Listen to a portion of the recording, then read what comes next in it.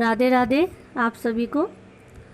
आज हम सब बृहस्पतिवार व्रत की कथा सुनेंगे और उसके महत्व को जानेंगे। और अगर आपको मेरी ये कथा पसंद आए तो प्लीज़ मेरे चैनल को सब्सक्राइब कीजिएगा और बेल आइकन ज़रूर दबाइएगा। तो चलिए कथा शुरू करते हैं। कथा शुरू करने से पहले मैं ये व्रत हम कैसे करेंगे उसके बारे में थोड़ा आपको बताना चाहूँगी। इस व्रत में हम एक समय ही भोजन करते हैं और पीले वस्त्र धारण करेंगे और भोजन में चने की दाल का होना चाहिए और भोजन में हमको नमक नहीं खाना है। पीले रंग के फूल, चने की दाल, पीले कपड़े और पीले चंदन से पूजा करनी चाहिए।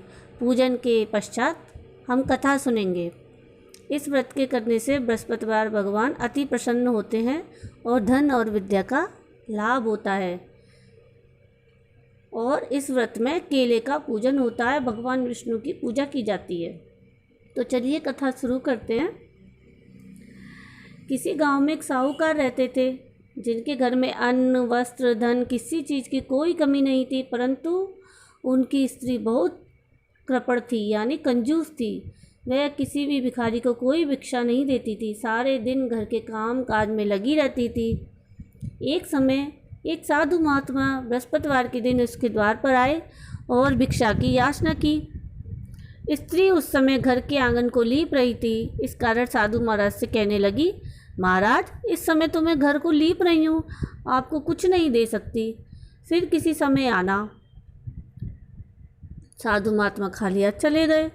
कुछ दिन के पश्चात वह साधु महात्मा वापस आए और उससे भिक्षा मांगी। साहूकारनी उस समय लड़के को खाना खिला रही थी, तो कहने लगी, महाराज मैं क्या करूं, मुझे अवकाश ही नहीं है, इसलिए आपको भिक्षा नहीं दे सकती।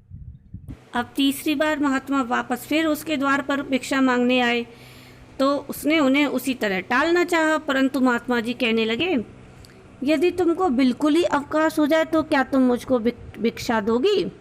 तो साहूकारनी कहने लगी, हाँ महाराज, यदि ऐसा हो जाए तो आपकी बड़ी कृपा होगी। साधु महात्मा जी कहने लगे, अच्छा मैं एक उपाय बताता हूँ।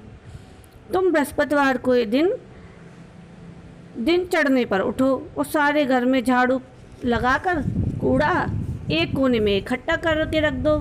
घर में चौका इत्यादि कुछ मत लगाओ और फिर स्नान वगैरह करके घर वालों से कह दो कि उस दिन सब हजामत अवश्य बनाएं और रसोई बनाकर चूल्हे के पीछे रखो, सामने कभी ना रखो। और सायंकाल को अंधेरा होने के बाद दीपक जलाया करो। और बृहस्पतिवार को पीले वस्त्र मत पहनना, ना पीले रंग की कोई चीज़ खाना। यदि तुम ऐसा करोगे तो तुमको घर का कोई काम नहीं करना पड़ेगा। अब साहूकारनी ने ऐसा ही किया। बृहस्पतिवार को दिन चढ़े उठी, झाड़ू लगाकर कूड़े को घर में जमा कर दिया। अब पुरुषों ने हजामत बनवाई, भोजन बनवाकर चूल्हे के पीछे रख दिया। वह सब बृहस्पतिवार को ऐसा ही करती रही। अब कुछ समय बाद उसके घर में खाने को एक दाना नहीं रहा। थोड़े दिनों में महात्मा फिर आए और फिर भिक्षा मांगी, परंतु साहूकारनी बोली, महाराज मेरे घर में खाने को अन्न नहीं है, आपको क्या दूं? तब महात्मा ने कहा, जब तुम्हारे घर में सब कुछ था तब भी तुम कुछ नहीं देती थी, अब तुम्हें पूरा अवकाश है तब भी तुम कुछ नहीं दे रही हो, तुम आखिर चाहती क्या हो? तब सेठानी ने हाथ जोड़कर प्रार्थना की, महाराज आप कोई ऐसा उपाय बताएं कि मेरे पहले जैसा धन धान्य हो जाए। अब मैं प्रतिज्ञा करती हूँ कि आप जैसा कहेंगे मैं वैसा ही करूँगी। तब महात्मा जी ने कहा, बृहस्पतिवार को प्रातःकाल उठकर स्नान आदि से निवृत्त होकर घर को गाय के गोबर से लीपना और घर के पुरुष हजामत बिल्कुल ना बनाएं। भूखों को अन्न जल देती रहा करो। ठीक सायंकाल दीपक जलाओ। यदि तुम ऐसा करोगी तो तुम्हारी सब मनोकामनाएं भगवान बृहस्पतिवार की कृपा से जरूर पूरी होंगी। सेठानी ने ऐसा ही किया और उसके घर में धन धान्य वैसा ही हो गया जैसा कि पहले था।